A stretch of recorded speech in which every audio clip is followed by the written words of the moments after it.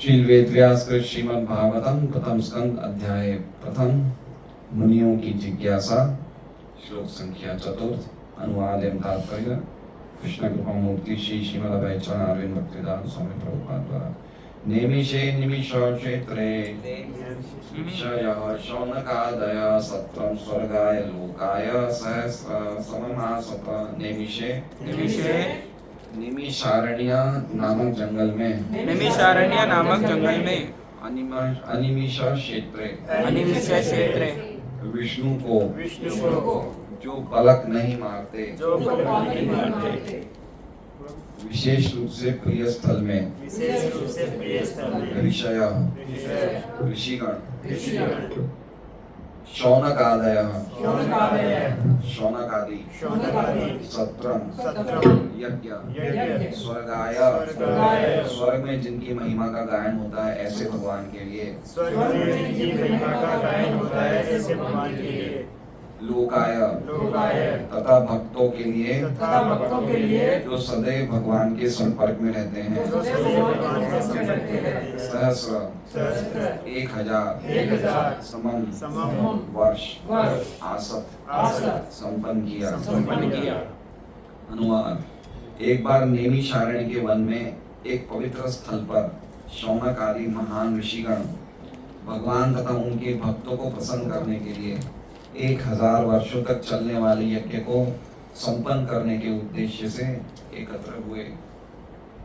ओम अज्ञानतिमिरान्धस्य ज्ञानाञ्जनशलाकया चक्षुरुन्मीलितं येन तस्मै श्रीगुरवे नमः। नाम शेषतनूमपि शचीपुत्रम् अत्र स्वरूपं रूपं तस्याग्रजमुरुपुरीं मातुरीं गोष्ठवाटीं राधाकुण्डं गिरिवरम् अहोराधिकामादवाशां प्राप्तो यस्य प्रतितकृपया श्रीगुरुं तं नतोऽस्मि वन्देऽहं श्रीगुरो श्रीपदकमलं श्रीगुरुं वैष्णवांश्च श्रीरूपं साग्रजातं सहगण रघुनाथान्वितं तं सजीवं साद्वैतं सावधूतं परिजनसहितं कृष्ण चैतन्यदेवं श्रीराधा कृष्णपादान् सहगण ललिता श्रीविशाखान्वितांश्च गुरु वैष्णव भगवान तीने स्मरण हय विघ्न विनाशनाय स निजवांछित पूर्ण।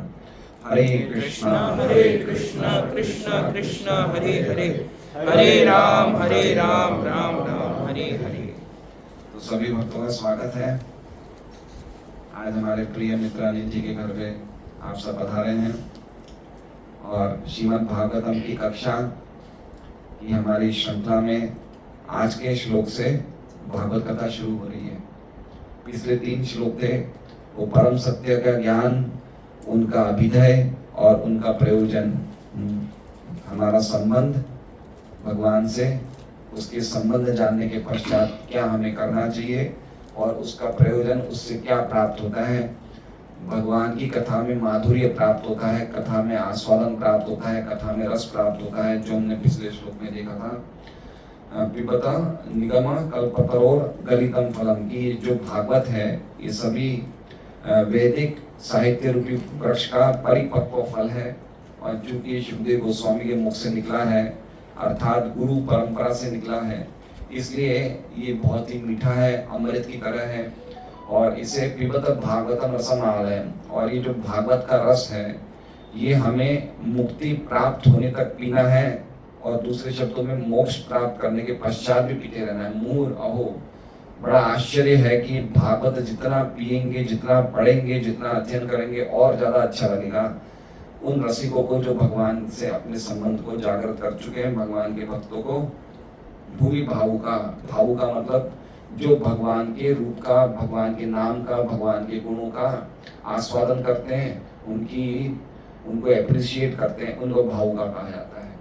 तो ये हमने 3 श्लोकों में देखा कि भागवत पढ़ने मात्र से भगवान हमारे हृदय में बंध जाते हैं और पढ़ते पढ़ते रहने से हमारे हृदय में भगवान के लिए प्रेम प्रकट हो जाता है।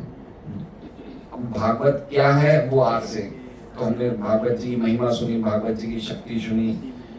अब भागवत जी क्या है, क्या कथा है, वो हम आज से शुरू कर रहे हैं कि भागवत कहाँ कही गई थी, उसकी चर्चा आज के श्लोक से है।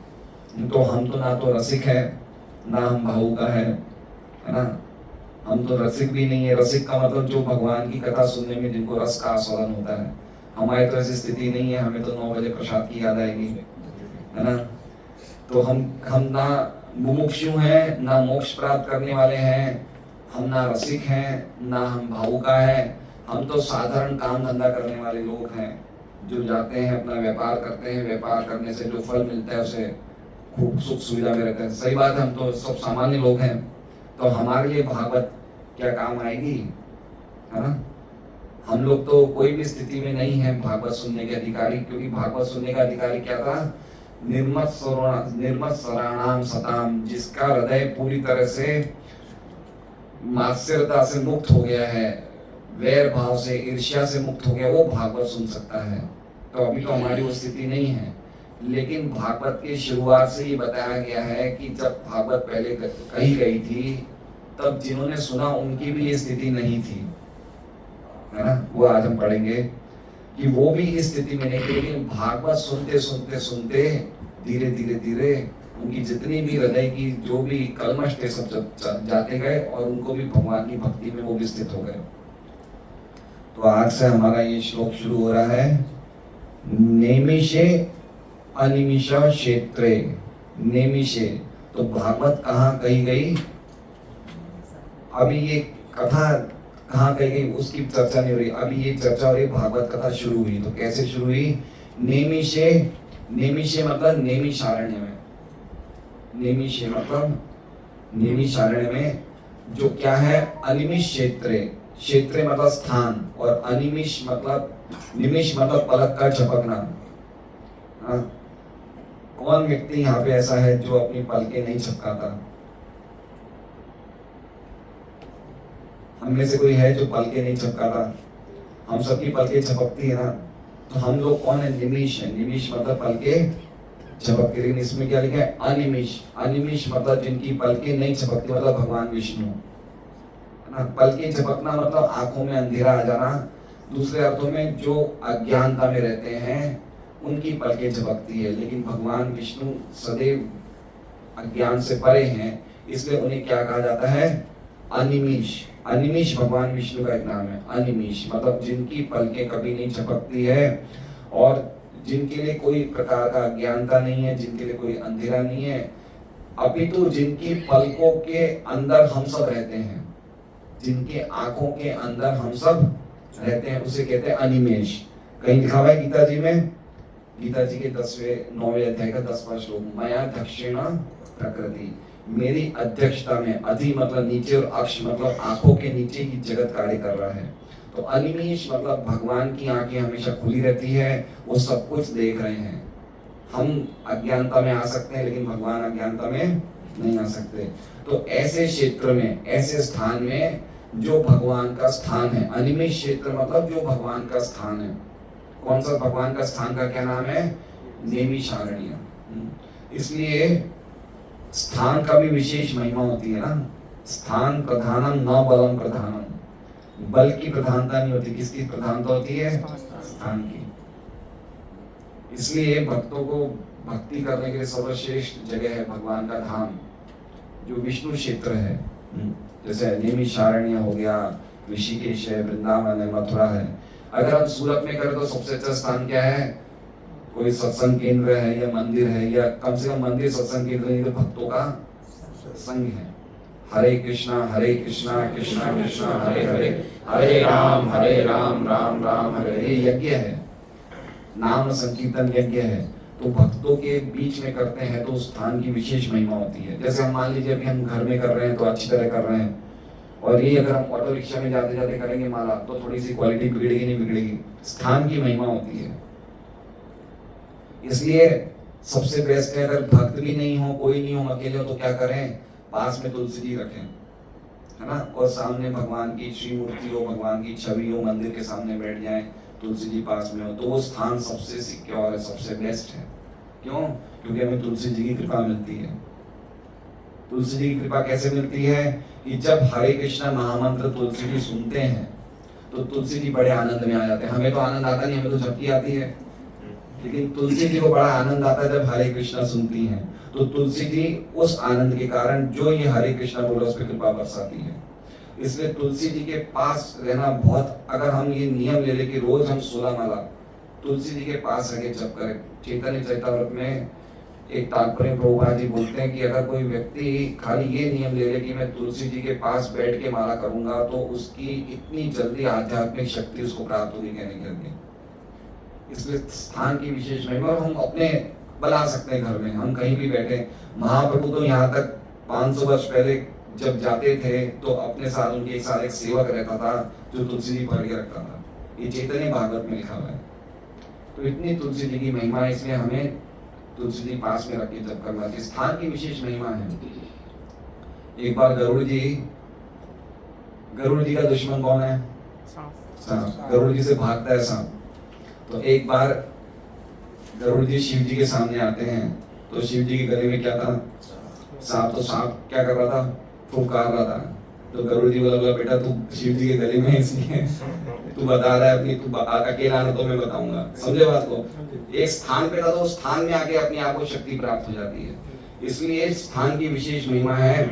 इसलिए नैमिषारण्य क्या है? भगवान विष्णु का स्थान है, अनिमिष क्षेत्र है। और वहां पे क्या हुआ? ऋषय शौनक आदय। ऋषय मतलब देखिए गीता जी के फर्स्ट श्लोक में भी लिखा है धर्म क्षेत्र गुरु क्षेत्र।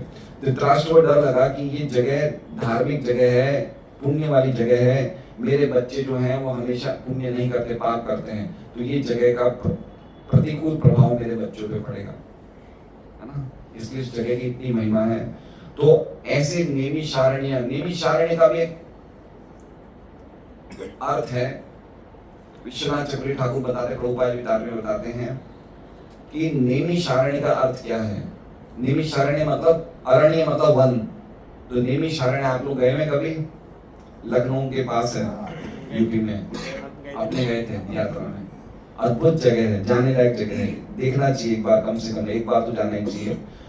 तो नैमिषारण्य में क्या हुआ था? तो ब्रह्मा जी ने अपने मन में एक बहुत बड़े चक्र का निर्माण किया। किसका निर्माण किया? चक्र का। और वो चक्र की धुरी, चक्र का जो किनारा है वो जहाँ शीर्यते मतलब जहाँ पे छुएगा वो जगह कौन सी हो जाएगी? नैमिषारण्य। तो उन्होंने ये चक्र छोड़ा और चक्र छोड़ते हुए जहाँ पे वो चक्र गिरा वो जगह ऐसी हो गई जहाँ पे कोई भी व्यक्ति कुछ कार्य करेगा उसका बहुत जल्दी फलीभूत होगा। तपस्या के लिए, धार्मिक कार्य के लिए बड़ा शुभ मानी जाती है वो जगह। तो जब ब्राह्मण को पता चला कि ये जगह पे चक्र गिरा है तो ब्राह्मण वहीं पे रहे, जिससे कि उनके जो भी वो तपस्या करते हैं, जो भी कार्य करते हैं वो जल्दी फलीभूत हो। तो ब्रह्मा जी ने इतना बड़ा चक्र, आज भी देखिए नैमिषारण्य में जगह चक्र तीर्थ है ना, चक्र तीर्थ, वहीं पे वो चक्र गिरा था। और वहां पे एक कुंड है जिसकी गहराई कोई नहीं नाप नहीं सकता, बहुत गहरा कुंड है। तो ये नैमिषारण्य का अर्थ है, नेमी मतलब समझते हैं, चक्र का किनारे को क्या बोलते हैं? नेमी समझ रहे? नेमी किसको बोलते हैं? चक्र जो व्हील होता है, टायर होता है, चक्र के किनारे को बोलते हैं नेमी। और शीर्य मतलब जहाँ पे वो किनारा गिरेगा तो वो जगह क्या हो जाएगी? नैमिष।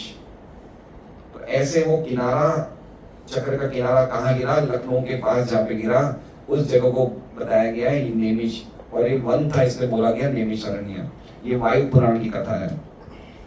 और वराह पुराण में भी ये कथा आती है कि बहुत ही बलशाली असुर था जिसका भगवान ने एक झटके में वध कर दिया, एक ही नैमिष में। नैमिष मतलब एक ही क्षण में, बोलते ना युगायतम निमिषेण, एक ही क्षण में वध कर दिया। तो भगवान ने कहा वराह पुराण में गौर मुख को कि ये जगह में तुरंत ही असुरों का वध होता है, इसलिए इस जगह को कहा जाएगा नैमिषारण्य, है ना।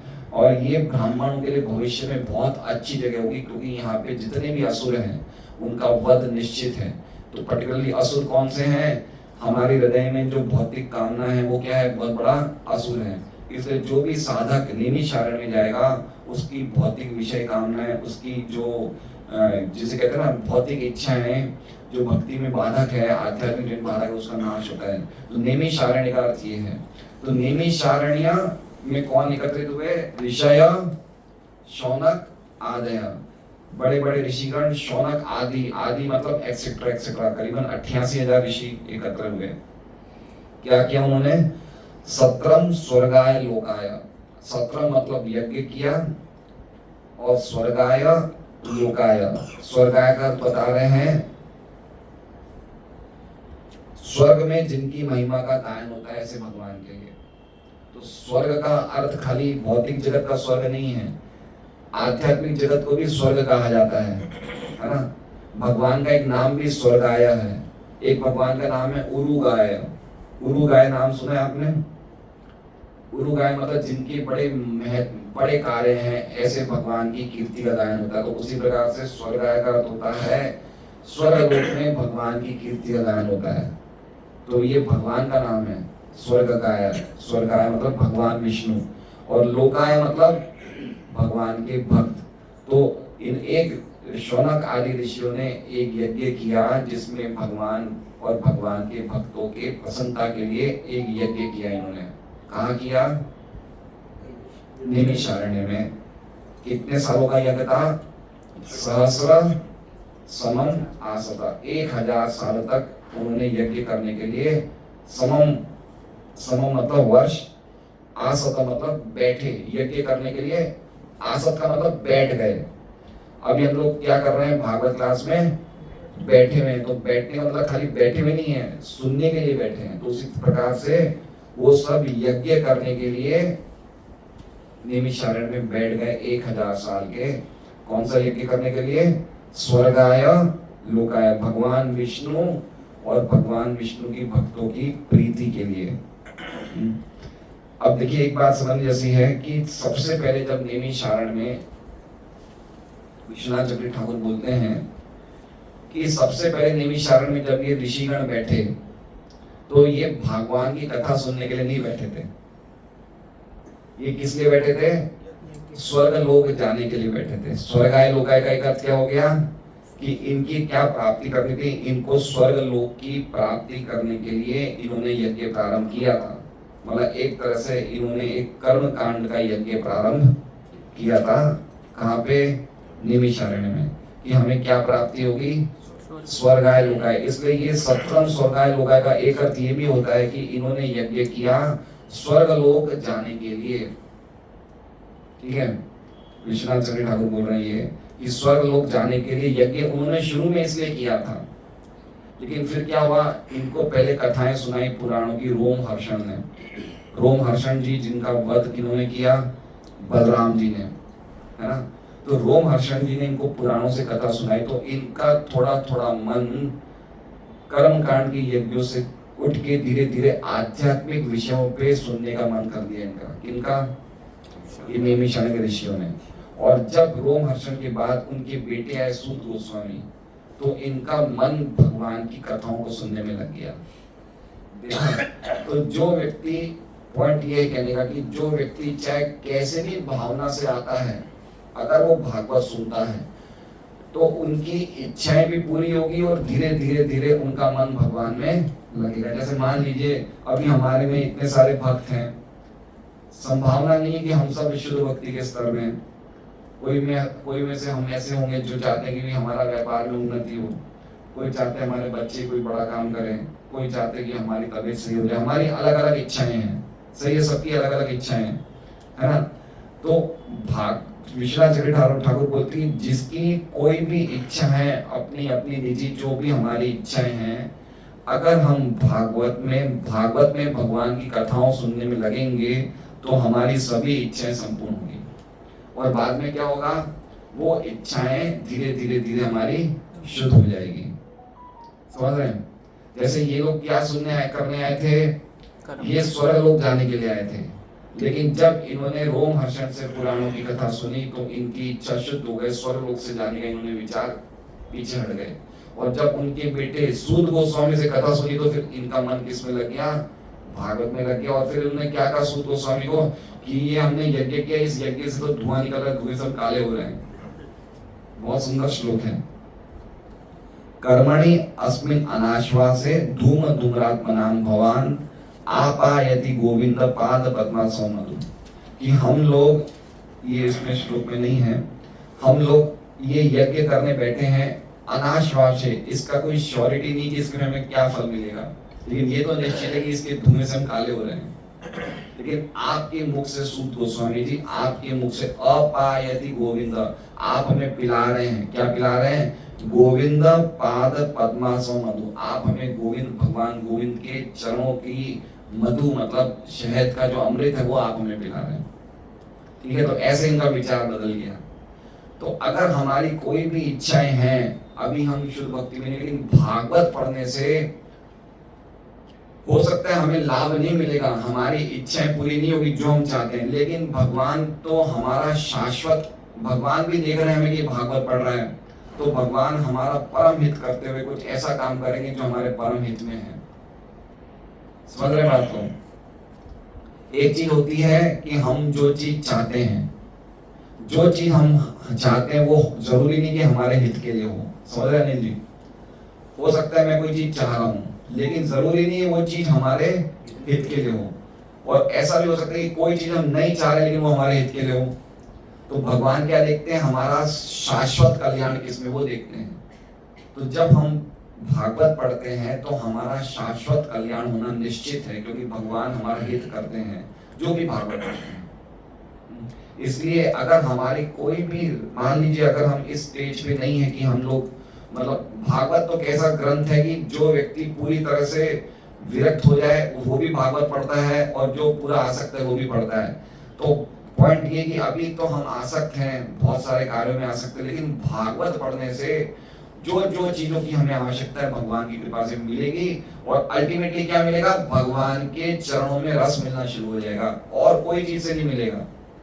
हम चाहे कोई दूसरे बाबा के पास चले जाएं या कोई दूसरा प्रणाली अपनाएं, कोई दूसरी हम लोग कार्य करें, तो उससे भगवान के चरणों में रस नहीं मिलेगा। हमें हो सकता है हमारी इच्छा पूरी जाए, वो इच्छा भी भगवान ही पूरी करते हैं, लेकिन ये जो भागवत है, और सुखदेव गोस्वामी भी खुद कहते हैं कि परिनिष्ठोति निर्गुण्य, कि जब मैंने व्यासदेव जी का क्या कहते हैं पुत्र के रूप में मैंने जन्म लिया, तो मुझे भागवत कथा सुनने में इंटरेस्ट नहीं था। मैं तो निर्गुण अवस्था में स्थित था, मैं तो निर्विशेष ब्रह्म अवस्था में स्थित था, लेकिन ग्रहित चेता आदर्श, लेकिन जब मेरे पिताजी ने मुझे भागवत कही तो मेरी भी चेतना भागवत में मुड़ गई।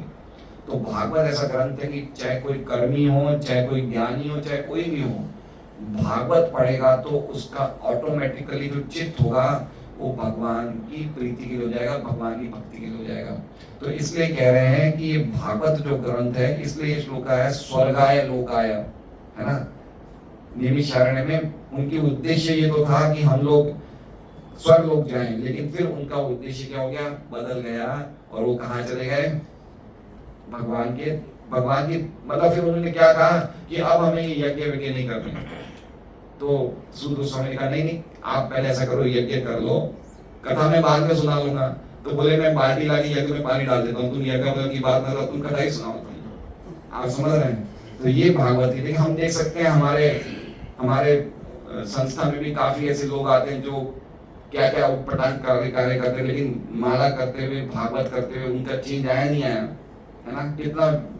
कितना परिवर्तन आ जाता है। पहले व्यक्ति पिक्चर देखता है, सिनेमा जाता है, होटल जाता है, लेकिन जैसे जैसे वो भागवत पढ़ेगा, जैसे जैसे ये हरे कृष्णा कृष्णा कृष्णा हरे हरे, हरे राम राम राम हरे हरे, ये नियमित रूप से जप करते हुए, पढ़ते हुए उसके जीवन में कल्याण होगा और वो एक अच्छा जीवन जिएगा। ये श्लोक पर्टिकुलरली उनके लिए बताया गया है कि अभी हम लोगों को सबको एक अच्छा समृद्धि वाला जीवन जीना है। तो वो कैसे जिए? वो जिए कि हर एक कार्य हमारा यज्ञ बन जाए। क्या बन जाए? यज्ञ। मतलब इसमें लिखा है सत्रम स्वर्गाय लोकाय। स्वत्रम मतलब यज्ञ। जब हम हर एक कार्य को भगवान से जोड़ दे तो क्या हो जाएगा? यज्ञ हो जाएगा। जैसे आज इन्होंने भगवान की कथा करी घर में, तो ये क्या हो गया? कथा यज्ञ हो गया। अभी हम लोग प्रसाद लेंगे, ये क्या हो गया? प्रसाद यज्ञ हो गया। जो चीज भगवान विष्णु से जुड़ जाती है क्या हो जाती है? यज्ञ हो जाती है। और यज्ञार्थात कर्मण्यत्र लोकोयम कर्म बंधन। जब हम यज्ञ करेंगे तो ही कर्म बंधन से मुक्त रहेंगे। और अपनी तुष्टि के लिए कार्य करेंगे तो हम कर्म बंधन में फंस जाएंगे। इसलिए ये ऋषिगण ये बता रहे हैं कि सबसे पहले बैठे तो कोई दूसरे काम से थे, लेकिन जैसे ही भगवान की कथा उन्होंने शुरू किया सुध गोस्वामी के मुख से, इनका दिमाग चेंज हो गया। तो उसी प्रकार से टाइम टाइम से हम भगवान की कथाएं करेंगे, क्लास करेंगे, भागवतम की हरि नाम लेंगे, भगवान का प्रसाद लेंगे, तो हमारा जीवन क्या हो जाएगा, यज्ञ हो जाएगा। और ये यज्ञ करते करते हम एक अच्छा जीवन जिएंगे, इस जीवन में भी सफल रहेंगे और अगले जीवन में हमें सदगति मिलेगी, है ना। ये पॉइंट ये है, जब तक हम भगवान, देखिए जैसे ये उंगली है, ये किससे जुड़ी हुई है, अनिल ये उंगली किससे जुड़ी हुई है, शरीर से। तो शरीर से जुड़ने के कारण इस उंगली को सब कुछ प्रॉपरली मिल रहा है, पोषण, एनर्जी सब कुछ मिल रहा है। अब मान लो ये उंगली में कुछ इन्फेक्शन हो जाए, डॉक्टर इस उंगली को काट दे, तो उंगली क्या होगी, ये सड़ जाएगी, इसको कौन पूछेगा, इसकी कोई कीमत नहीं रहेगी। तो उसी प्रकार से जब तक जीवात्मा भगवान से जुड़ा हुआ है वो सुखी रहेगा, और जब तक जीवात्मा भगवान से कट जाता है वो सड़ जाएगा। इसलिए यज्ञ के माध्यम से वो भगवान से जुड़ा हुआ रहना चाहिए। सुबह आरती कर ली, भगवान को भोग लगा लिया, कीर्तन कर लिया, कथा कर ली, ये सिस्टम है भगवान से जुड़े रहने का। तो ये श्लोक का अर्थ है जो हमने अभी समझा। 1000 सालों तक इन्होंने इस प्रकार ये भागवत कथा का यज्ञ किया। अब हम तात्पर्य पढ़ते हैं। पिछले 3 श्लोक श्रीमद् भागवत के उपोद्घात के रूप में थे। अब इस महान ग्रंथ का मुख्य विषय प्रस्तुत किया जा रहा है। श्रीमद् भागवत प्रथम बार श्रील सुखदेव गोस्वामी द्वारा सुनाए जाने के बाद अब दूसरी बार नैमिषारण्य में सुनाया जा रही है। तो पहली बार कहाँ सुनाई गई थी, शुक्ताल में, सुखदेव गोस्वामी ने परीक्षित महाराज को सुनाई थी, और दूसरी बार नैमिषारण्य में कौन सुना रहे हैं, सूत गोस्वामी शौनक आदि ऋषि को सुना रहे हैं। वायव्य तंत्र में कहा गया है कि इस विशिष्ट ब्रह्मांड की शिल्पी ब्रह्मा ने एक ऐसे विराट चक्र की कल्पना शब्द सही नहीं है, कल्पना लिखा ना, कल्पना मतलब एक काल्पनिक वस्तु की, कल्पना नहीं, मनन, उन्होंने मन में सोचा, मन में उन्होंने चक्र बनाया। कहाँ बनाया उन्होंने चक्र, उन्होंने मन में चक्र का निर्माण किया। ब्रह्मा जी के कुछ पुत्र मानस पुत्र हैं, जैसे नारद जी हैं, 4 कुमार मन से उत्पन्न हुए, तो उन्होंने मन से क्या उत्पन्न किया, इतना बड़ा चक्र। कितना बड़ा चक्र है, जो ब्रह्मांड को चारों ओर से घेर सके, इतना बड़ा चक्र। इस विराट चक्र की धुरी एक विशिष्ट स्थान पर स्थित की गई। धुरी मतलब किनारा, जहाँ पे वो घिरा किनारा, वो नैमिषारण्य कहते हैं, उसे नैमिषारण्य कहते हैं। इसी प्रकार से ये तो वायु पुराण की कथा है जो हमने सुनी, दूसरी कथा वराह पुराण की कह रहे हैं। इसी प्रकार से नैमिषारण्य के वन का एक अन्य प्रसंग वराह पुराण में आता है, जिसमें ये कहा गया है कि इस स्थान पर यज्ञ करने से आसुरी लोगों की शक्ति घटती है, अतः ब्राह्मण लोग ऐसे यज्ञों को नैमिषारण्य में करना श्रेष्ठ समझते हैं। तो ये नैमिषारण्य की हमने कथा सुनी। भगवान विष्णु के भक्त उनकी प्रसन्नता के लिए सभी प्रकार के यज्ञ करते हैं। भक्तगण निरंतर भगवान की सेवा में लगे रहते हैं, जबकि पतित जीव भौतिक सुखों में आसक्त रहते हैं। भगवद गीता में कहा गया कि भौतिक जगत में भगवान विष्णु की इच्छा के अतिरिक्त जिस किसी कारण से कोई भी कर्म किया जाता है, कर्ता के लिए वो और अधिक बंधन का कारण होता है। ठीक है, ये श्लोक है, कौन सा श्लोक है ये, यज्ञार्थात् कर्मोऽन्यत्र लोकोऽयं कर्म, कि हम भगवान विष्णु के लिए कार्य करेंगे तो क्या होगा, वो कर्म बंधन नहीं, वो कर्म का कोई रिएक्शन नहीं होगा। समझ रहे हैं, जैसे मान लीजिए कि अभी हम घर में जन्मदिन करते हैं, जन्मदिन में केक काटते हैं, बाहर का कैटरिंग का भोजन मंगाते हैं, 50-100 लोगों को जिमाते हैं। अब ये क्या हो गया, ये कर्म बंधन हो गया, ठीक है, क्योंकि हमने कुछ इस प्रकार का कर्म किया जिसका एक रिएक्शन मिलेगा। अब ये अगर हम जन्मदिन मनाएं और भक्तों को प्रसाद खिलाएं, थोड़ा कीर्तन करें, तो ये क्या हो गया, ये यज्ञ हो गया। ये यज्ञ का फल क्या है, भगवान की प्रसन्नता, भगवान की कृपा, और इसका कोई भौतिक फल नहीं है, भगवान की भक्ति प्राप्त होना है। तो पॉइंट ये कह रहे हैं कि हर एक गृहस्थ को, ये गृहस्थ क्या कोई भी व्यक्ति है, देखिए एक बात समझिए, 4 आश्रम है। कौन से आश्रम है, ब्रह्मचार्य, गृहस्थ, वानप्रस्थ, सन्यासी, और आगे क्या लिखा हुआ है, आश्रम। समझ रहे हैं? आश्रम का मतलब क्या हुआ? वो जगह जहाँ पे आध्यात्मिक गतिविधियां होती है उसे क्या बोलते हैं? आश्रम। आश्रम मतलब आश्रम, हम बोलते हैं ना ये आश्रम में गए थे महाराज के आश्रम। आश्रम मतलब जहाँ पे आध्यात्मिक कार्य होता है उसे क्या कहते हैं? आश्रम। अभी चार के आगे क्या चीज जुड़ी है? आश्रम। ब्रह्मचारी रहो तो आश्रम में रहो, गृहस्थ बनो तो आश्रम में रहो। मतलब कहने का मतलब कि हम चाहे कोई भी आश्रम में हो, घर में भगवान की गतिविधियां होती रहनी चाहिए। समझ रहे हैं बात को? और दूसरी बात यह है कि गृहस्थ आश्रम में और संन्यास आश्रम में व्यक्ति का उद्देश्य क्या होता है? अनिल जी, संन्यास आश्रम में एक सन्यासी का उद्देश्य क्या होता है? भक्ति करना और भगवान की प्राप्ति करना। और गृहस्थ आश्रम में गृहस्थ का उद्देश्य क्या होता है?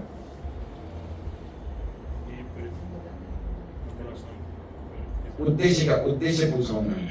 जैसे सन्यासी का क्या उद्देश्य है कि मुझे इसी जीवन में भगवान की प्राप्ति करना है। गृहस्थ का क्या उद्देश्य है?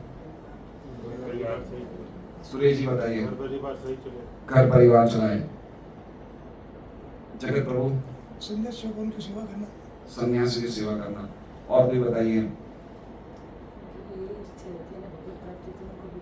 भगवत प्राप्ति इच्छा रहती है। पॉइंट समझिए, बहुत इंपॉर्टेंट पॉइंट है।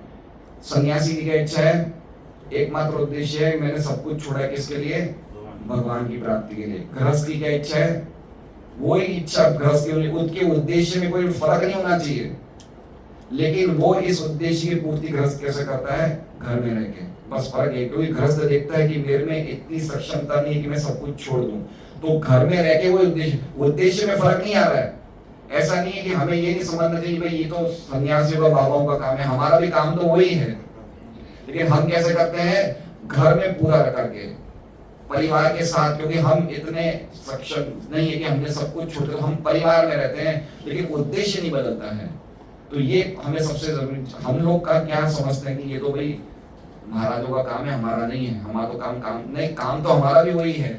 आश्रम तो सब में जोड़ा गया है, तो काम तो हमारा भी वही है, लेकिन हमें कैसे करना है? परिवार में बीच में रहकर करना है, लेकिन उद्देश्य नहीं बदलना चाहिए। तो पॉइंट यही है कि जितने भी गृहस्थियों के लिए यज्ञ है, अल्टीमेटली हमें भगवत प्राप्ति करने के लिए हमारे सब कार्य होने चाहिए, उसके अलावा कोई दूसरा कार्य नहीं होना चाहिए। इसलिए हमारा घर ही एक तरह से भगवान का मंदिर होना चाहिए। ये टीवी ये क्या कहते हैं, खिलौने, ये सीरियल, गाने, ये सब नहीं चलने चाहिए घर में। ये सब हमारे उद्देश्य के विरुद्ध है, ये सब, है ना? हमें घर को इस तरह से बनाना चाहिए कि हमें पूरी टाइम पे ये ध्यान रहे कि हमारा भी उद्देश्य भगवत प्रेम की प्राप्ति, इसके अलावा दूसरा उद्देश्य नहीं है। नहीं तो हम लोग क्या है कि ऐसे कार्य में लग जाते हैं जिससे कि हम अपने उद्देश्य को भूल जाते हैं। जैसे अभी हमने पूछा ना, तो आप लोगों ने कहा ना कि हमें काम धंधा करना है, व्यापार करना है, क्यों? हमने अपने उद्देश्य को भूल गए। उद्देश्य नहीं बदल रहा है, उद्देश्य तो वही है। इसलिए ये उद्देश्य कैसे पूरा करा जा सकता है? यज्ञ करके। यज्ञ मतलब नाम यज्ञ। कलयुग में क्या है? यज्ञ संकीर्तन प्राय यज्ञ सुनिदस। हरे कृष्णा कृष्णा कृष्णा हरे हरे, हरे राम राम राम। अब बताइए, हम लोग 1000 साल यज्ञ कर सकते हैं क्या? इस ऋषि कितने साल बैठे यज्ञ करने हैं? द्वापर युग में 1000 साल की उम्र थी, हमारी कितनी उम्र है? 100 साल में भी कितनी बच गई? 80 साल में भी कितने 80 तक जाते हैं? वही बहुत कम जाते हैं, बीच में हम लोग टपक जाते हैं। सही बात है? तो फिर कितनी उम्र बची है बताइए? इसलिए यज्ञ क्या है? यज्ञ का अर्थ है ये नाम संकीर्तन। और गीता जी में कहते हैं यज्ञ नाम जप यज्ञ, उसमें यज्ञों में मैं जप यज्ञ हूँ। इसलिए भगवान से अपने आप को कनेक्शन रखने के लिए हमेशा हमारे हाथ में हरे कृष्णा हरे कृष्णा। आप लोग जैसे दुकान जाते हैं, करिए खूब माला करिए, है अनिल जी? कितना टाइम लगता है अन्नपूर्णा मार्केट जाने में? 10 मिनट तो लगते होंगे। तो 10 मिनट ड्राइवर हो गए, आप लोग गाड़ी चलाते हैं। ड्राइवर को रखिए, पैसा किस काम में आएगा? ड्राइवर को रखिए, चारों भाई माला करते करते जाइए ना। तो ऐसे हमें प्लानिंग करनी चाहिए कि भाई हमारे घर में घर यज्ञ के कार्य हो, है ना? भगवान की भक्तों को बुलाया जाए, खूब संकीर्तन हो, खूब यज्ञ हो, खूब नाम हो, तुलसी जी की पूजा हो। तो ऐसे जीवन, अच्छा जीवन जीना चाहिए, इसे कहते हैं पौष्टिक जीवन जीना चाहिए। तो ये बता रहे हैं कि हमें यज्ञ करना चाहिए भगवान विष्णु की प्रसन्नता के लिए। भगवद गीता में ये भी हमने पढ़ लिया। इसलिए ऐसा आदेश दिया गया है कि सारे कर्म विष्णु तथा उनके भक्तों की प्रसन्नता के लिए यज्ञ रूप में संपन्न किए जाए। 17 लिखा है, 17 स्वर्गाय लोकाय, इस पे बता रहे प्रभुपाद जी, 17 स्वर्गाय लोकाय। प्रभुपाद ने क्या बताया है कि ऐसा यज्ञ किया जिसमें भगवान विष्णु, स्वर्गाय मतलब भगवान विष्णु और लोकाय मतलब उनके भक्त, उनकी प्रीति के लिए यज्ञ किए, है ना। तो वो हमें संपन्न करने चाहिए। इसलिए प्रत्येक व्यक्ति को शांति तथा संपन्नता प्राप्त होगी। बड़े बड़े ऋषि मुनि जन सामान्य का कल्याण करने के लिए सदैव उत्सुक रहते हैं। फलस्वरूप शौनक आदि ऋषि एक महान तथा निरंतर चलने वाले यज्ञ अनुष्ठान को संपन्न करने के उद्देश्य से इस नैमिषारण्य नामक पवित्र स्थान पर एकत्र। देखिए अब इसमें क्या है, एक बात समझिए कि ऋषियों का क्या काम है, लोगों का कल्याण कैसे हो।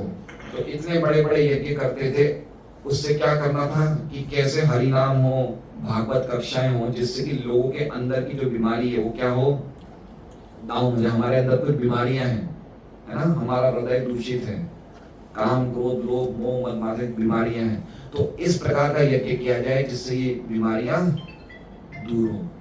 अभी कौन से यज्ञ हो रहे हैं, जैसे मान लीजिए हम लोग अभी जैसे एकादशी पे श्याम बाबा को ध्वजा लगाते हैं ना, अभी सब लोग झंडा लेके जाते हैं, या कोई कोई अलग अलग कार्य करते हैं, अनुष्ठान करते हैं, लेकिन उससे हमारी बीमारियां अंदर की दूर नहीं हो रही है, हमारी बीमारियां और बढ़ रही हैं। समझ रहे बात को। दूर से क्या लग रहा है, हम धार्मिक कार्य कर रहे हैं, लेकिन अंदर से क्या हो रहा है, हमारा भौतिक जगत में अटैचमेंट बढ़ रहा है। तो ये जो धर्म है वो क्या है, प्रोजिता किया हुआ, ये क्या है, धोखा देने वाला धर्म है, जो हमने दूसरे श्लोक में कहा। चैतन्य महाप्रभु की क्या कृपा है, श्री चैतन्य कृपा दया करो विचार करके चित्ते विचार। चैतन्य महाप्रभु ने इस प्रकार के कार्य किए कि हमारा परम कल्याण हो। देखिए दो प्रकार के अच्छे कार्य होते हैं, अनिल जी समझिए, दो प्रकार के परोपकारी कार्य होते हैं। एक तो होते हैं शरीर के लेवल पे और एक होते हैं आत्मा के लेवल पे, दोनों परोपकारी हैं। जैसे मान लीजिए अभी कोई व्यक्ति को लंगड़ा है, उसको चलने के लिए कुछ, तो आपने उसको एक व्हील चेयर दिला दी, ये क्या हो गया, परोपकारी कार्य शरीर के लेवल पे। किसी को आंख से दिखता नहीं, आपने एक मोतिया का ऑपरेशन करा दिया, समझ गए। किसी के पास भूखा है, उसको आपने रोटी दे दी, ये क्या है, परोपकारी कार्य। लेकिन ये कैसे है, ये शरीर के लेवल पे। चैतन्य महाप्रभु ने जो परोपकारी कार्य किए वो किसके लेवल पे किए, आत्मा के लेवल पे, बिना शरीर को निग्लेक्ट किए। उन्होंने शरीर को निग्लेक्ट नहीं किया। अभी हम जो भी परोपकारी कार्य कर रहे हैं, प्रचार कर रहे हैं, हरिनाम कीर्तन कर रहे हैं, ये कौन से लेवल पे कर रहे हैं, आत्मा के। लेकिन शरीर को भी टाइम टाइम पे प्रसाद दे रहे हैं, शरीर को निग्लेक्ट नहीं किया। लेकिन जो शरीर के लिए परोपकारी कार्य करते हैं वो किसको निग्लेक्ट कर देते हैं, अब ये गड़बड़ है। देखिए आप डिफरेंस देख रहे हैं, किसका परोपकारी कार्य ज्यादा ऊंचा है, चैतन्य महाप्रभु का या बड़े बड़े ऋषिगणों का जिन्होंने आत्मा के लेवल पे परोपकारी कार्य किए, या उन लोगों का जो खाली शरीर के लेवल पे परोपकारी कार्य कर रहे हैं, जो कि हम शरीर है ही नहीं, हम शरीर तो नहीं है। आत्मा को निग्लेक्ट करके शरीर का परोपकारी कार्य करना वो बड़ी बात तो नहीं है, उससे क्या फायदा मिलेगा, शरीर तो नाश होने वाला है, आत्मा के जाते शरीर नाश हो जाएगा। तो ये ऋषि मुनि तो इन्होंने जो जन सामान्य का कल्याण, मतलब कल्याण का अर्थ है आत्मा का कल्याण, ना कि शरीर का कल्याण। आप समझ रहे बात को, ये बहुत इंपॉर्टेंट बात है। हम लोग क्या कर रहे हैं, हम यहाँ बैठे क्यों हैं, अपने काम क्रोध लोभ को बढ़ाने के लिए नहीं बैठे, उसको घटाने के लिए बैठे हैं। तो ये सचमुच कल्याणकारी कार्य है। इसलिए हमें बुद्धि होनी चाहिए कि हम समझें कि हम लोग जो कर रहे हैं उससे आत्मा का कल्याण हो रहा है या खाली शरीर का कल्याण हो रहा है। तो जो बड़े बड़े ऋषि मुनि बता रहे हैं कि ये लोगों का जन सामान्य कल्याण, मतलब ये नहीं कि कुछ इन्होंने रोटी सब्जी दे रहे हैं या कुछ पानी पिला रहे हैं, ये कल्याण के लिए नहीं सोच रहे। किस कल्याण के लिए सोच रहे हैं कि बार बार ये जन्म आ रहा है, बार बार मृत्यु आ रही है, बार बार बुढ़ापा आ रहा है, बार बार बीमारी आ रही है, जो भव सागर से कैसे जीव निकले, इसके कल्याण के लिए सोचते हैं। जब विश्वामित्र भगवान दशरथ जी से भगवान को लेने के लिए जाते हैं, रामायण की कथा है, विश्वामित्र लेने जाते हैं राम और लक्ष्मण को कि भाई वन में बड़े असुर है तो हमें वध करना है, आपके दोनों बच्चे दे दीजिए। तो जब दशरथ जी से मिलते हैं तो दशरथ जी पता है क्या पूछते विश्वामित्र से कि जन्म मृत्यु पे विजय प्राप्त करने के लिए आपकी जो गतिविधियां चालू है क्या। हम क्या पूछते हैं, भाई कैसे हो तुम, तो उन्होंने क्या पूछा क्या आपकी मृत्यु पे विजय, जन्म मृत्यु पे विजय प्राप्त करने की आपका कार्य चालू है? मतलब वो ऐसे पूछते हैं कैसे हो, समझ रहे हैं? हम कैसे पूछते हैं कि भाई शरीर तो ठीक है ना, सही हो ना, वो कैसे पूछ रहे हैं? वो आत्मा के लेवल पे पूछ रहे हैं। तो अंतर हुआ नहीं हुआ? तो कल्याण क्या होता है आत्मा के लेवल पे, कि ये जीवन तो हमने जी लिया, कैसे ना कैसे बीत जाएगा, लेकिन शरीर के जाने के बाद क्या होगा? हम तो मरते नहीं है, हम फिर कहाँ जाएंगे? ये जब तक हम नहीं सोचते तब तक हम ये सनातन गोस्वामी पूछ रहे हैं चैतन्य महाप्रभु से, के आमी केने आमे चारे तात्पर्य, मैं कौन हूँ, मेरे पे बार बार दुख क्यों आ रहे हैं? ये अल्टीमेटली इन दुखों से निकलने का कारण क्या है? क्योंकि शरीर मिलते ही दुख आना शुरू हो जाता है। अभी कल हमारे एक जान पहचान वाले रविंदर जी आर्या रहते हैं आशीर्वाद पैलेस में, उनके 2 महीने पहले पोती हुई थी, और पोती के होते ही उनको कौन सी कोई दिमाग की बीमारी लगी, मेनिंजाइटिस, और होते ही वो मतलब उसकी ब्रेन डेड थी। 2 महीने तक वो पोती जो थी उनकी, वो ना तो बैठ पा रही थी, ना ऐसे गर्दन रख पा रही थी, और कुछ भी खाती वो बाहर निकाल लेती। तो ऐसी स्थिति में थी, तो उनका बहुत इलाज किया, बम्बई ले गए, सब जगह ले गए, कल उनकी डेथ हो गई। आप समझ रहे हैं? शरीर के मिलते ही हमारे कष्ट शुरू हो जाते हैं, चाहे वो धनी शरीर हो चाहे निर्धन शरीर हो, कष्ट शुरू हो जाते हैं। किसी के धनियों के अलग कष्ट हैं, निर्धन के अलग कष्ट है, शरीर से कांटेक्ट आत्मा जैसे करती है तो उसके कष्ट शुरू हो जाते हैं। तो कल्याण जो ऋषिगण सोचते हैं या बड़े बड़े आचार्य कल्याण करने का सोचते हो, क्या सोच रहे हैं कि ये शरीर से किस प्रकार से ये मुक्त होके आत्मा भगवान के धाम जाए, भगवान की भक्ति में लग जाए, वो असली कल्याण है। तो कल्याण की परिभाषा समझनी चाहिए। जब सबसे पहले भक्तों को समझना चाहिए कल्याण का अर्थ क्या होता है, और यही चीज गीता जी में भगवान कहते हैं, नहीं कल्याण कश्चित दुर्गतिम तात गच्छति। अर्जुन से पूछा जाता है कि तुम्हारे, अर्जुन पूछता है कि अगर मैंने भक्ति करी और मुझे सिद्धि नहीं मिली, तो भगवान कहते हैं कि कोई भी व्यक्ति जो कल्याण कार्य में लगा हुआ है उसकी दुर्गति कभी नहीं होती। तो हम जो भी भक्ति करेंगे, चाहे कितनी भक्ति करके भी अपनी शरीर छोड़ते हैं, तो हमारी दुर्गति कभी नहीं होगी, हमें मनुष्य जीवन तो मिलेगा ही मिलेगा, है ना? तो असली कल्याण होता है आत्मा के लेवल पे। बड़े बड़े ऋषि मुनि जन सामान्य का कल्याण करने के लिए सदैव उत्सुक रहते हैं। फलस्वरूप शौनक आदि ऋषि एक महान तथा निरंतर चलने वाले यज्ञ अनुष्ठान को संपन्न करने के उद्देश्य से इस नैमिषारण्य नामक पवित्र स्थान पर एकत्र हुए। भुलक्कड़ लोग शांति तथा संपन्नता पाने का सही मार्ग नहीं जानते, किंतु साधु पुरुष इसे भली भांति जानते हैं। हर एक व्यक्ति नहीं जानता है, तो साधु पुरुष का काम क्या है? लोगों को बताना कि भाई तुम्हारा कल्याण किसमें है। इसलिए वो इस प्रकार के यज्ञ करते हैं, जिससे कि लोगों को पता चले, लोग एकत्रित हो, लोग सुने कुछ। फलस्वरूप वे समस्त लोगों के कल्याण के लिए ऐसा कर्म करना चाहते हैं जिससे विश्व में शांति आ सके। प्रभुपाद जी से बड़ा उदाहरण कोई है? लोगों को पता है नहीं भक्ति क्या होती है, कुछ नहीं पता था धर्म क्या होता है, गीता क्या है, भागवत क्या है, कितना प्रचार किया, लोगों के जीवन में सुख आया नहीं आया, लोगों के जीवन में अच्छा लग रहा नहीं लग रहा, बताइए? कुछ तो अच्छा, हम लोग भक्ति में कुछ तो हमें लाभ हो रहा है, कुछ तो लाभ हुआ होगा, कुछ नहीं तो कम से कम पैसा खर्चा तो बचा। पहले टीवी जाते थे, पिक्चर जाते, होटल जाते थे, हजारों, अब वो तो बच गया, कुछ तो लाभ है। भाई ये देखो कि भाई हमें इतना लाभ नहीं हुआ जितने बड़े बड़े भक्तों को था, लेकिन कुछ तो लाभ हो रहा है। भाई कुछ भगवान के बारे में सुन रहे हैं, कुछ बुरी आदतें चली गई है, प्याज लहसुन खाते थे वो सब छोड़ दिया है, तो कुछ तो लाभ हो रहा है ना। तो भाई सही तो है ना। हम गीता भागवत पढ़ने लगे, पहले गीता भागवत का श्लोक नहीं आता था, तो ऐसा तो हो ही रहा है कि हम अपने पूर्वजों को, संस्कृति को अपना रहे हैं, कुछ तो लाभ हो रहा है। तो ये बता रहे हैं कि ये लाभ हमें जीवन में प्राप्त होता है प्रभुपाद जैसे आचार्यों के संपर्क में आने से। वे समस्त जीवों के शुभ चिंतक मित्र हैं और वे व्यक्तिगत कष्ट झेलकर भी समस्त लोगों के कल्याण के लिए भगवान की सेवा में लगे रहते हैं। तो व्यक्तिगत कष्ट मतलब देखिए, प्रचार जो भी करता है उसको कष्ट आते हैं जीवन में, लेकिन वो क्यों कर रहा है? लोग सुखी हो जाए। क्यों? क्योंकि हम सब भुलक्कड़ हैं, हमें लगता है कि इस भौतिक जगत में सुखी है, लेकिन कोई सुखी नहीं है। माँ के गर्भ से प्रवेश करते हमारे दुख शुरू हो जाते हैं, कोई भी सुखी नहीं है। हमारा हर एक स्टेप दुख से भरा हुआ है, हर एक स्टेप। अब बताइए शिव शक्ति मार्केट में कितनी आगों को लगी दुकान को, कष्ट ही कष्ट है। बताइए, अब वो कागज जल गए, कंप्यूटर चल गया, को पुराने अकाउंट्स नहीं बचे, क्या कितना पैसे का नुकसान तो हुआ, वो कितनी एनर्जी अब लगेगी उन चीजों को वापस स्थापना। सही बात है सुरेश जी, है ना?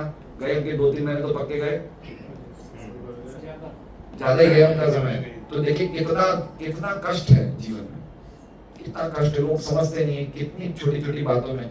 मैं अभी गाड़ी में बैठा तो चिड़िया ने ऊपर से बीट कर दी, अब बताइए तो मैं बच गया, नहीं तो मेरे वापिस साइड भी गिरी, थोड़ा सा बच गया मैं। तो मैं ये कह रहा हूँ कि पग पग पर विपत्तियां हैं, लेकिन हमें लगता है हम सुखी हैं। हमें क्या लगता है? हम सुखी हैं, लेकिन कष्ट ही कष्ट है। बताइए, इनकम टैक्स वाले से डरो, जीएसटी वाले से डरो, सरकार से डरो, हेलमेट नहीं पहनो, पुलिस से डरो, कितने कष्ट है बताइए, कहाँ सुख है बताओ? लेकिन हमें क्या लग रहा है? हम सुखी हैं। यत्र त्रिसर्गो मर्त्य, प्रकृति के 3 गुणों के कारण हमें ये जगत सुखमय लग रहा है, लेकिन है ये दुखमय। हमें क्या लग रहा है? सुखमय। तो वो चीज को एनलाइटन करने के लिए साधु घूमते हैं। भाई समझो जगत दुखी है, समझो आप भगवान की भक्ति करो, जीवन का कल्याण करो, इस प्रकार से। भगवान विष्णु एक विशाल वृक्ष के तुल्य है तथा देवता, मनुष्य, सिद्ध, चारण, विद्याधर एवं अन्य सारे जीवों सहित बाकी सब इस वृक्ष की शाखाएं, उपशाखाएं तथा पत्तियां जैसे हैं।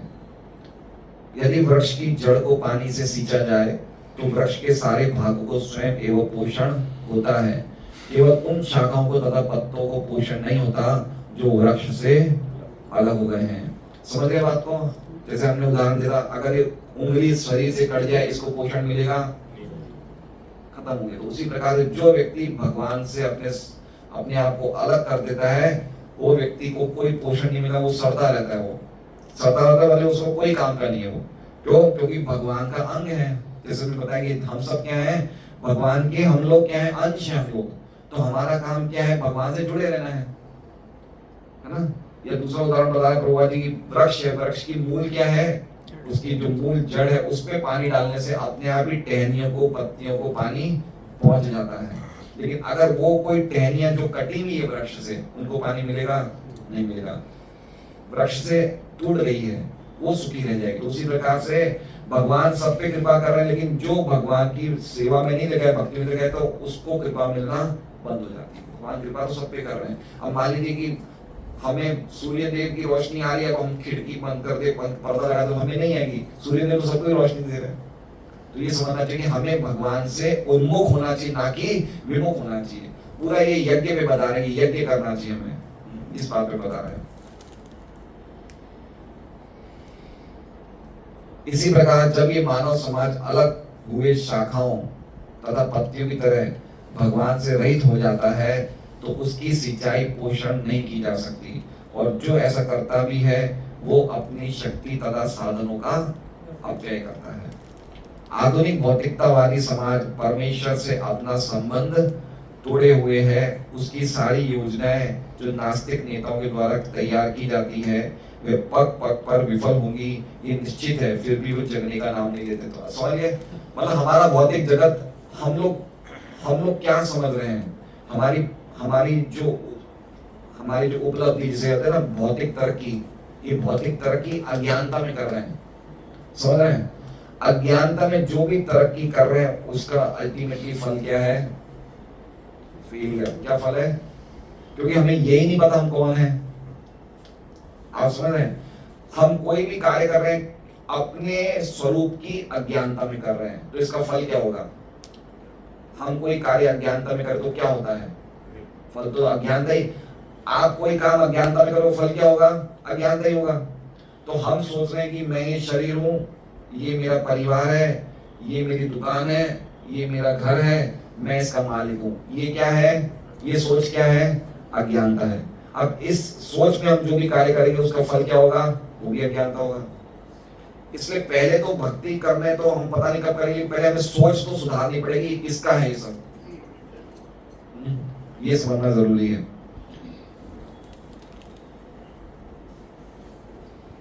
इस युग में जागृति लाने की निर्दिष्ट विधि भगवान के पवित्र नामों का सामूहिक कीर्तन है। लोगों की अज्ञानता कैसे दूर होगी?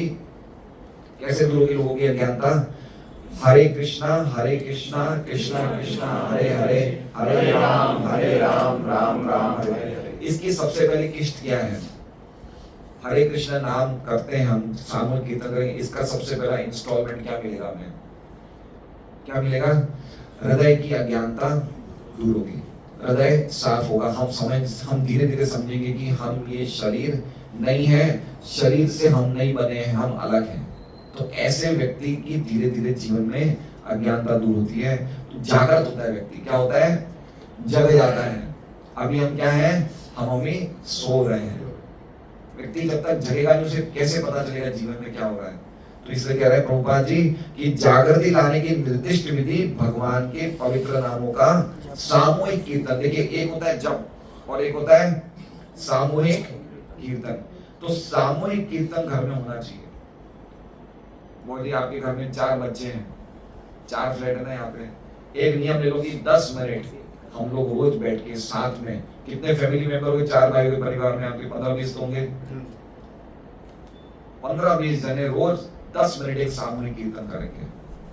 आज से एक नियम ले लीजिए। आपको जब करना एक अलग चीज है, लेकिन ये कलयुग किसका धर्म है? संकीर्तन यज्ञ। संकीर्तन मतलब सब बैठ के मिलके कीर्तन करें। इसलिए प्रभुपाद जी लिख रहे हैं सामूहिक कीर्तन। चाहे हमारे घर में 4 जने हो, चाहे 5 जने हो, बैठ के फैमिली मेंबर्स को एटलीस्ट 10 मिनट तो क्या करना चाहिए? सामूहिक कीर्तन करना ही चाहिए। कलयुग का धर्म है ये। इससे क्या होगा? इससे जागृति आएगी। हम जो अपनी 16 माला कर रहे हैं वो अलग करते रहे, लेकिन एक घर में सामूहिक कीर्तन सुरेश जी होना चाहिए। प्रभुपाद जी कह रहे हैं सामूहिक कीर्तन की विधि अपनानी चाहिए। भगवान श्री चैतन्य महाप्रभु ने इसकी विधियों तथा साधनों को अत्यंत वैज्ञानिक ढंग से प्रस्तुत किया है। बुद्धिमान लोग उनके उपदेशों का लाभ वास्तविक शांति तथा संपन्नता लाने के लिए उठा सकते हैं। देखिए, अभी इसमें कहीं भी प्रेम प्राप्त करने के लिए ला सकते हैं ऐसा नहीं बोला है। क्या लिखा है? देख रहे हैं आप? बुद्धिमान व्यक्ति चैतन्य महाप्रभु के उपदेशों का लाभ वास्तविक शांति तथा संपन्नता, मतलब अच्छा जीवन जिए, एटलीस्ट कम से कम अच्छा जीवन तो जिए हम, कम से कम उसके लिए भी हमें ये अपनाना चाहिए। जैसे उदाहरण क्या दिया कि भागवत सुना उन्होंने स्वर्ग लोक जाने के लिए, लेकिन फिर उनकी मति बदल गई। तो उसी तरह से अच्छा जीवन जीने के लिए भी हमें चैतन्य महाप्रभु की जो उन्होंने पद्धति दी है हरि नाम संकीर्तन की, वो अपने जीवन में लानी चाहिए। यहाँ तक कि रामचरितमानस में तुलसीदास जी भी कहते हैं कलयुग केवल नाम आधारा। यहाँ तक कि गुरु नानक जी भी ग्रंथ साहब में वो भी वर्णन है, कुरान में भी है, बाइबल में भी है। O Lord holy be your name, Bible का है ये। हर एक धर्म भगवान के नामों का जो है संस्तुति करता है। पर्टिकुलरली अपना सनातन धर्म है, उसमें तो विशेष महिमा की कलयुग में भगवान के नाम संकीर्तन की हमेशा विधि जो होती है वो सबको अपनानी चाहिए। श्रीमद् भागवतम भी उसी उद्देश्य से प्रस्तुत किया है। आगे चलकर इसकी विशद व्याख्या श्रीमद् भागवत उसी उद्देश्य से प्रस्तुत किया है कि मतलब अगर वास्तव में शांति चाहिए, एटलीस्ट 2 काम कर ले हम। श्रीमद् भागवतम घर में पढ़ना शुरू करें और कम से कम नाम संकीर्तन 2 चीज भी करें तो हमारे जीवन में संपन्नता और शांति निश्चित है। हरे कृष्ण। श्रीमद् भागवतम की जय। कोई प्रश्न है तो पूछ सकते हैं।